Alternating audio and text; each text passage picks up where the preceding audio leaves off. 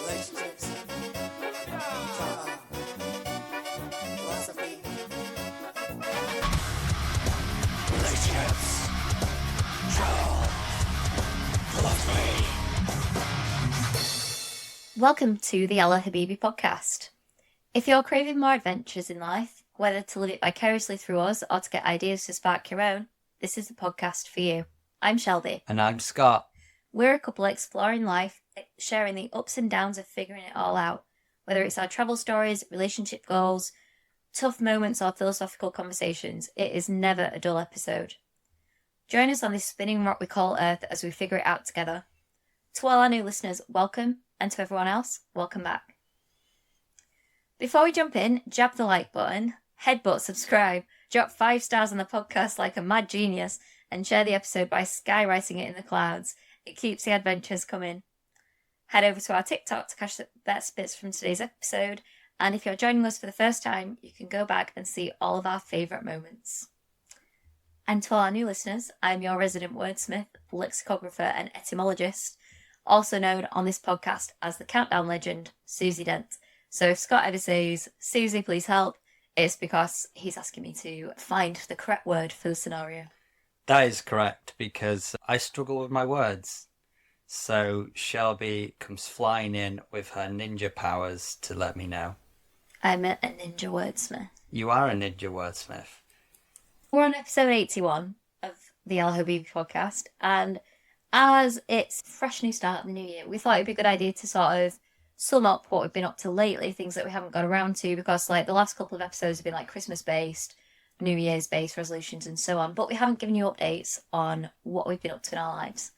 So I think one of the key things that we must talk about is the fact that despite having been to 20 plus countries together over the last 2 years, we've never been to Wales together.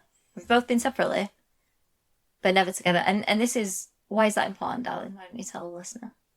Well, it's very important because I am born in Wales. I was born in Pontypridd, where, if you don't know where that is, it's in the valleys of Wales. And it's also where Tom Jones was born. Oh. That's what I tell everyone because no one knows where it is, Pontypridd. And I didn't live, well, actually I moved quite quickly. But anyway, all my family lived there. Aunties, uncles, cousins, blah, blah, blah. Whereas we were the one family that sort of moved out. So, yeah, this is where I'm from. Yeah. And you say people generally haven't heard of it, but Tom Jones is from there. But still, they don't, no one knows where Tom Jones is from. They'll just know he's Welsh. Yeah, but it's not unusual. Oh, really?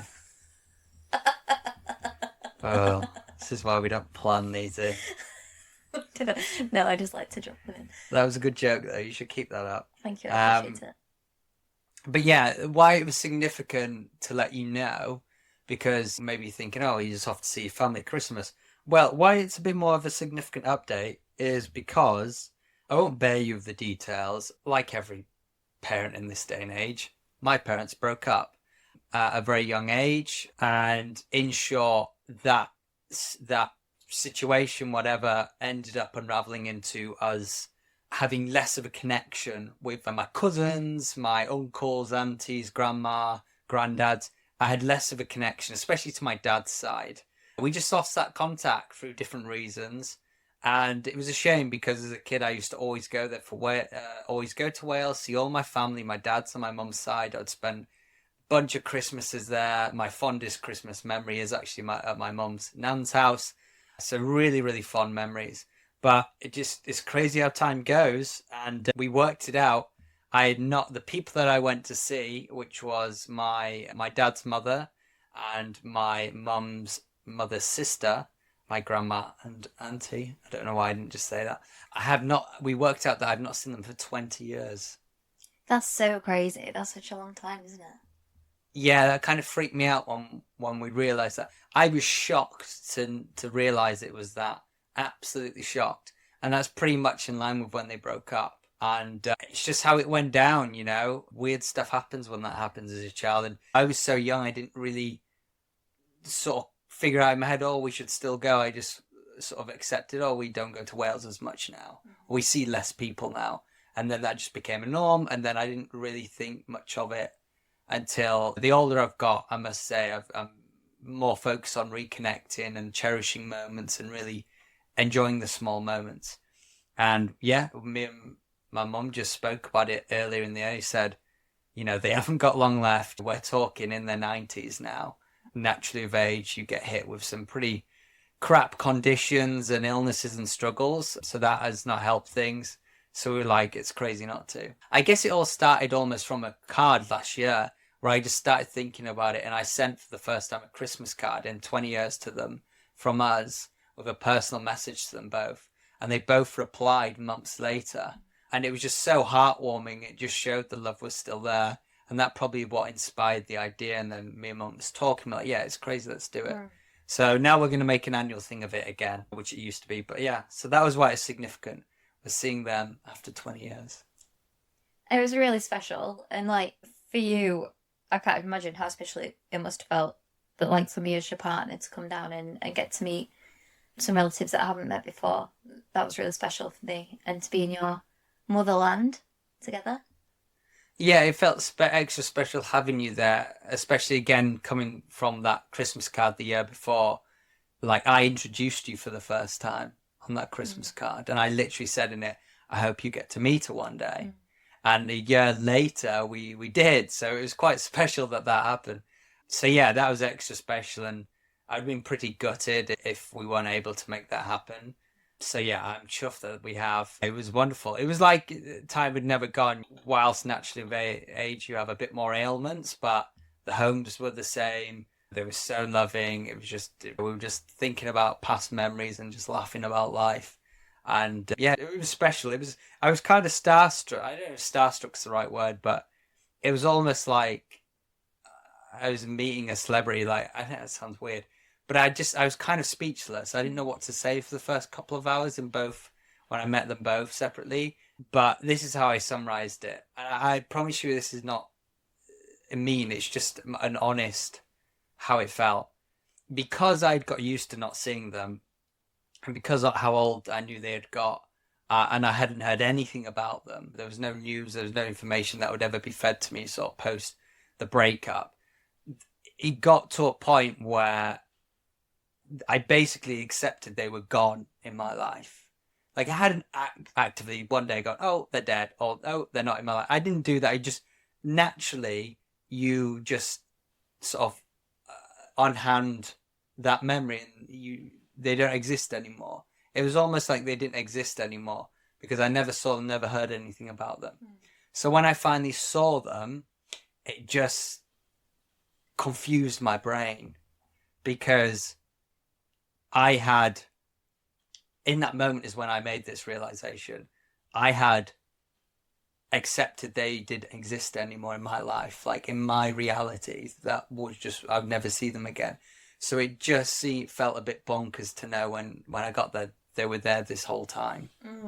And it was a bunch of feelings. It was sadness, excitement, anger, confusion. It was a lot of things. I do wish we would have reconnected sooner, but it's how it's happened. Well, it's better late than never, isn't it? Yeah. I can completely understand why you felt all of those different things. And yeah, I think now, knowing that we're going to go down next year, that feels really good to know that. Yeah, I want to make an annual thing of it. I know Mum's up for it. So yeah, definitely, let's do that. Yeah, this year, I should say. Yeah, this year, yeah. 26. And hey, if there's family in your life that maybe you've just lost contact of, whether that's for no reason at all, or maybe it was something that happened that wasn't good, maybe challenge it. Maybe try reconnect. I don't think any connection is impossible to reconnect. I've seen people evolve, and the way people approach relationships, and it evolves. People's outlooks on life evolve, especially the older they get. They start to just realize life is fleeting, and so yeah, I would challenge that. Yeah, definitely. Additionally to, obviously, we're going down because you are Welsh, your family's Welsh, you've got Welsh heritage. Welsh, Welsh, Welsh. Welsh, Welsh, Welsh. Wales. Wales. Well done. I refuse to do a Welsh accent, so thank you for doing it. Terrible. It wasn't a good Welsh accent. I love the Welsh accent. If you haven't heard the Welsh accent, YouTube it immediately. Pause this and YouTube it immediately because it's a great accent. It is. It's quite a loving. It's a very endearing accent. It's not an aggressive accent. It's a very warm accent. So if you hear someone with it, you'd feel it sort of warms you to them. Yeah, it is. It's a kind like I think different accents have different connotations, and like for example, a Geordie accent, Newcastle accent, very friendly. Let me think. What are some bad accents? Birmingham.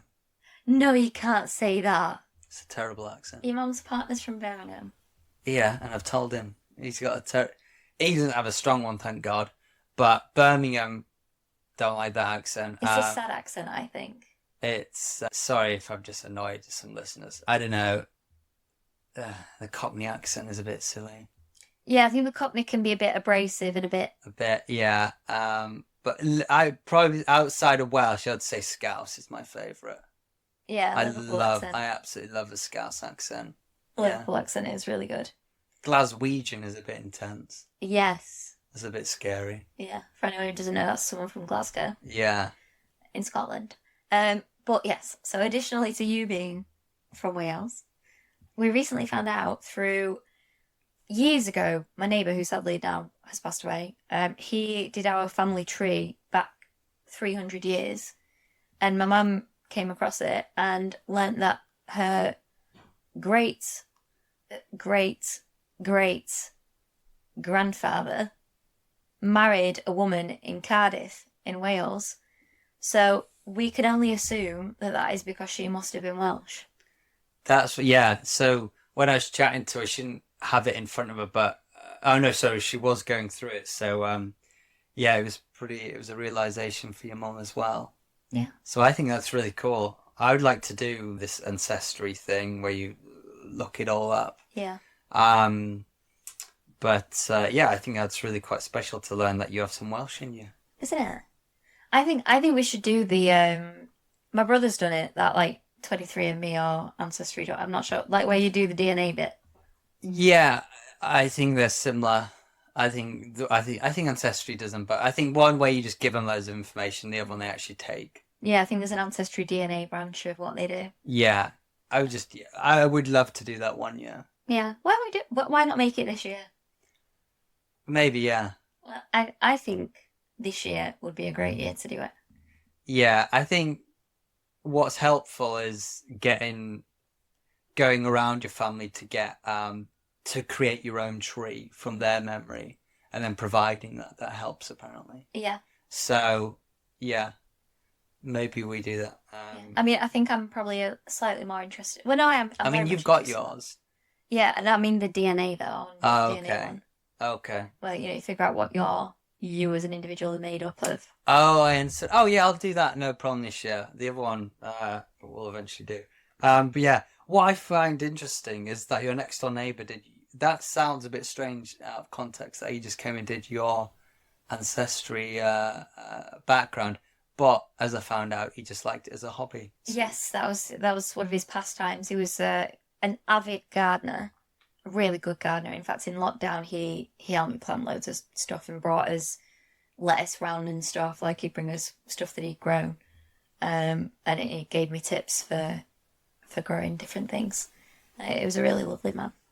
I wish I was able to meet him. Yeah, I wish I could have met him. It was lovely. I would like to know something from you, Scott. So that's just a bit of a rundown of what we've been doing recently. Okay, learning about my Welsh heritage, going to Wales and seeing your family. But over the last year, I would like to know, what has been your best purchase? I was adamant I wanted to share this on this episode because it is a very important thing that happened recently I've not been able to share, and you're going to think I'm an old fart, but this is hands down, and this includes every Christmas present, and I loved every present, but this is hands down the best purchase of 2025. And that was cervical correcting pillows. Let me explain. So I have two pillows now. One that is to go under my head, and that gently raises your neck. So it basically straightens your neck gently. It's got a memory foam, and it cervically aligns your neck so you have a flat back when you're sleeping. Whereas other cushions, it's either too low, too high, whatever. Secondly, I got another cushion which takes the weight off my lower back. So I put it under my knees when I sleep. A couple of plus points here. One, it takes the weight off your back and it helps straighten it. My brother said the other day apparently it's good for heart health, so that's a bonus. And it also helps you to sleep on your back more, which is the best way to prevent any sort of aches or pains in your back and shoulders, because your weight just can't take all the weight on your shoulder, even though I know people, including myself, like sleeping on our side. So all in, and my neck's been really what's the word? It's been aching quite horrendously for like the last 6+ years, 7-8 years. And it's gotten worse every year, and it's just gotten stiffer and stiffer and stiffer and stiffer. And within a few days of sleeping like this, it feels looser. And I'm in love with it. So I travel, I look a bit silly sort of going everywhere around the world. Whilst I might not take it on our travels, it might be a bit too much, but even like staying with your dad in Wales, we both took pillows. I'll go into a hotel, we'll take them and stuff like this. And so it's honestly, it's life changer. Consider it. Cervical, all in, it was like £30 for both cushions. Like it was. That's great. Yeah, I got it on Black Friday deals, so it was a bit cheaper, but maybe it's 40 now. Highly recommend. Like honestly, if you want to have a more lubed up neck or a less stiff back, or you have shoulder, back, neck problems, I could not recommend this more. Oh, I'm so pleased that you've got that much enjoyment out of it. Because like I've always been particular about when we lived separately and I'd come over to yours, I'd bring my pillows. And I've always been quite precious about that, about having a good pillow for the last couple of years. Starting in Oman, I bought a memory foam pillow like that to travel with. It's not as good as my main one in the UK, but I'm really pleased that you've like got one that works for you and that it's had such an impact. Yeah, you've definitely played a part, because you treat your bed, and your bedroom, I would say, is a very almost sacred place. That's exactly the way I would use. Like, would you agree? I felt, okay, it's a sacred place. Like you treat it with a lot of respect, and you put a lot of effort into making it a very tranquil and very safe and just good supporting place for your body. And that doesn't stop at the bed. And I've always, at first, I'll be honest, I found it a bit like, oh, all right, it seems a bit over the top. What? Just the amount of cushions you had. Oh, right, yeah. You had this cushion if you're on your side, this cushion through your knees, you had this cushion on your back, and I just thought, okay, all right. But I've slowly evolved, and method to my madness. There is method. And one final value point of the cushion under my knees, it's a great support system when you're trying to just sit up and watch TV.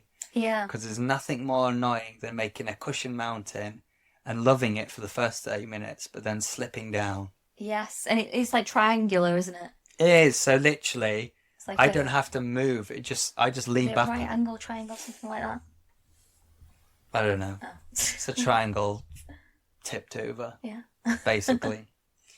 So, it's still a triangle. So, yeah. So that's really fun. Well, then a long triangle tipped over. Isosceles. An isosceles. But anyway, I hope this isn't a boring conversation. We're talking about cushions and, I don't know, whales. Well, can I share my best purchase of the year? Yes. And there might be some recency bias to this, but I'm going to go with one that I specifically bought for myself, and that is in Hong Kong Disneyland. I got an excellent Starbucks cup. It's celebrating the 20th anniversary of Disneyland Hong Kong. Scott's pulling a face at me. That's so fun. But it's like those, basically go in any Starbucks and you'll be able to get this style of like cup with a straw. It's like a venti. It's a big, really big cup, but it's like spiky and it feels nice to hold it. And it keeps your drink really nice and cold. If I put ice in there, it stays cold a very long time. And yeah, I love it. It's purple and it's not only Starbucks, but it's Hong Kong Disneyland. And I've used it a lot. It's encouraged me to drink a lot more water, so there's a lot of value there. That's excellent. I think any way you can encourage yourself to drink more water and hydrate is really positive and is good for heart health. So yeah, no, that I must say I do like it. I do like it. I can actually see it out of the corner of my eye. What I laughed at is I remembered when we were doing the Hong Kong episode and you tried to put that as your favourite thing about the place. Because it's great. And I was like, no, you can't put a Starbucks Hong Kong Disney edition cup as the best thing about Hong Kong. But it's beautiful. It is beautiful, but that seems a little harsh. Okay. But it shows how much I like it. It does, I know. And it's great. So good purchase. Thank you very much. This is going to sound like a bit of a segue, but related to travel and going to different places, I'm going to just very quickly highlight that I am currently, at the time of broadcast, in Vietnam with my mother. And do you think there is an age limit on which you can go on a holiday with your parents? Yeah, I think that's an interesting question because we wanted to catch you up on what we're doing right now and you being in Vietnam with your mother, which I think is lovely. But I just don't know of it happening much. Like, I can't think of people in my circle of friends who does that. And I'm not saying that's a bad thing. I don't know many people, or probably anyone I can think of, that would go on a holiday with their parent on their own. Not as like a full family. Like, that's pretty standard. You go on a family. I find it happens less as you become an adult to go on family, but I think it's beautiful. But my answer to it is you're never too old. They're your parents. Absolutely. I know you might find it a bit cringe, and maybe when you go through those teenage and 20s, you feel it's a bit cringe to spend time with your mum and dad, but you eventually get over that and you realise time is fleeting. They've been there from day one. They've supported you. They've made you the person you are. Whether you've had your differences or you've had your arguments, which there will have been many, either way, they have worked tooth and nail to get you up and running in life. So I think it's a beautiful thing. Yeah, I totally 100% agree. And that, like, I like to go on trips with both my parents separately. Yeah, well, because they're separated. Yeah. Like, yeah. Although they have Parents- taken my nephews on holiday together, which I think is pretty cool. They're a very, very modern, separated couple, I would say. They are. No, they're amazing Yeah. together, yeah. But I'm super excited. I love going places with my mum. She's my best friend. And I'm very excited about our adventure together. Yeah, I'm chuffed. And when you offered the invite for myself, I did turn it down with respect because I think you guys, I think a mother-daughter, mother-son, father-son, father-daughter, they need that special time alone. Like, they need that time one-on-one to have that. I don't know, it's just something that I don't know, maybe someone will disagree, but I don't think anyone can ever replace the parent and child relationship. Yeah, totally. I just don't think anyone that's physically possible because there'll be no one you'll meet on this planet that has literally known you from day one. Yeah. And not just that, but you've come out of them. You exist because of them. Yeah. And I just think there's something I don't know, so human that just that level of connection is, you can't really replace that. 100%. Could not agree more. Take care of your parents, guys. Yeah. I think maybe we move on to your what interesting thing have you learnt this week, Scott? Yeah, Scott's WTF of the week. Every week the world gets a little weirder. Let's talk about the strangest thing that went down this week.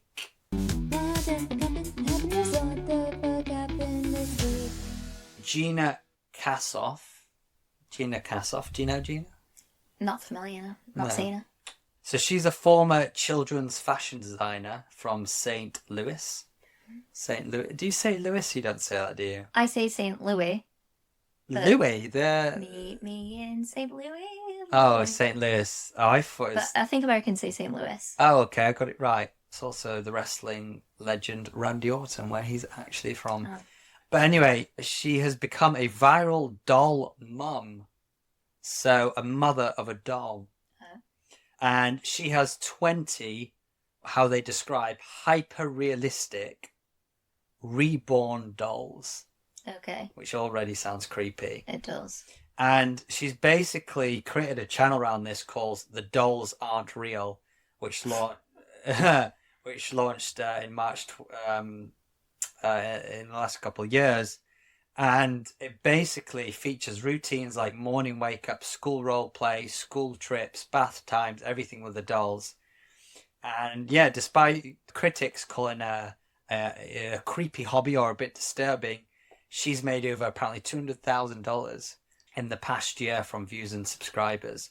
So apparently she was already loved managing her dolls like kids, and then she realized she could monetize it. But it's just interesting, isn't it, that it's a different type of hobby, I guess. Yeah, and I suppose, like, I'm not a fan of dolls, personally. They creep me out quite some. But I think each to their own. If that's what and she's clearly making money off it, so why not? There's obviously a market for it. There clearly is. And what I mean, she really goes for it. So she'll create, she has obviously unique outfits, she has personalities. They all have personalities, these 20 dolls. Like, they are kids. Yeah. They're not a doll to her. Like, they are kids and they have personalities. They play roles in her content. So no doubt one will be angry one day, or one's had an argument with the other one this day, like, or one likes to go for a walk, the others don't. Like, it's the more you talk about it, it sounds for me a bit odd.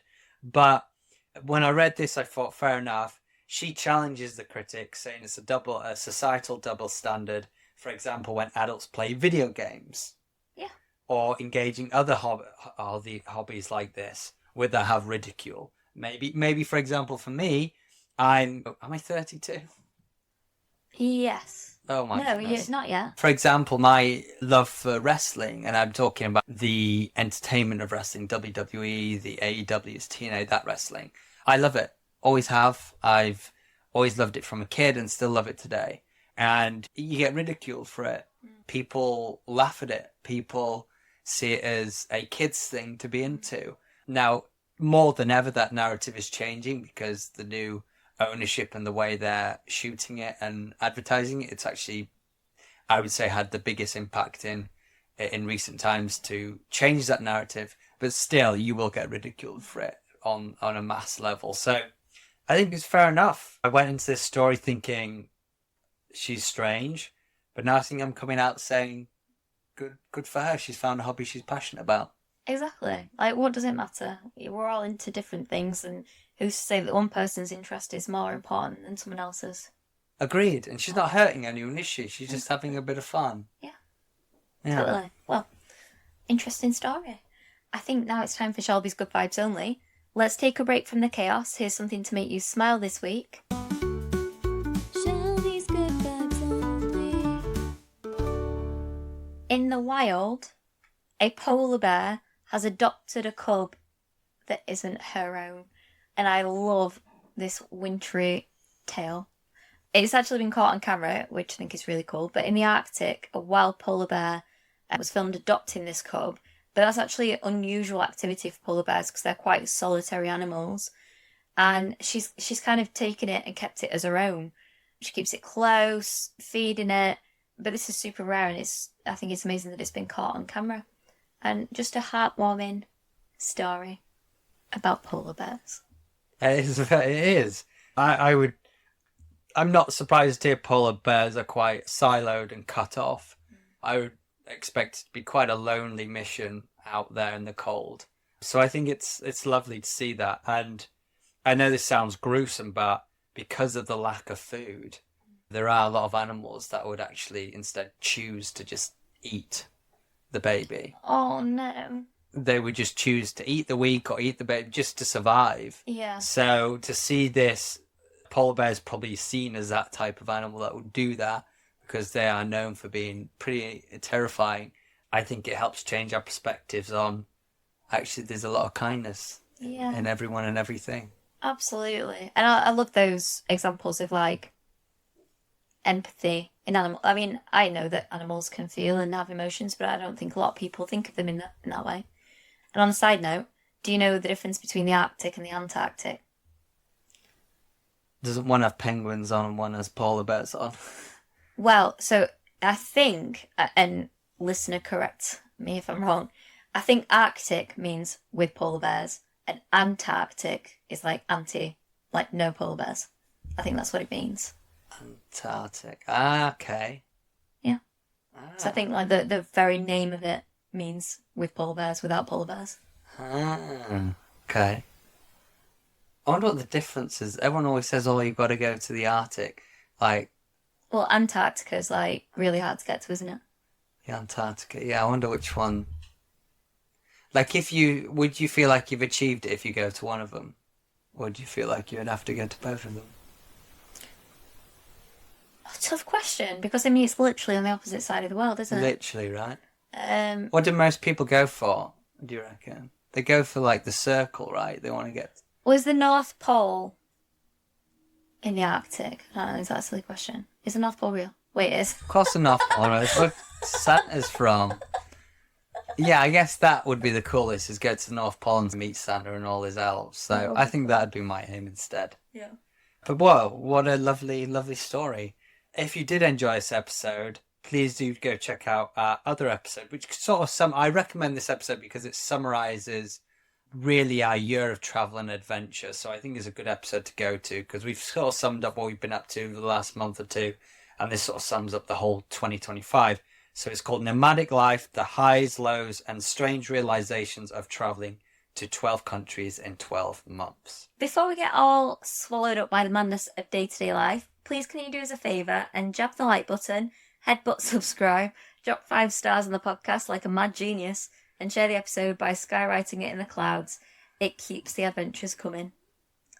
Another adventure wrapped up. But the journey never ends. Keep your bags packed for the next one, and remember, when in doubt, just say, Yalla Habibi. See you next time.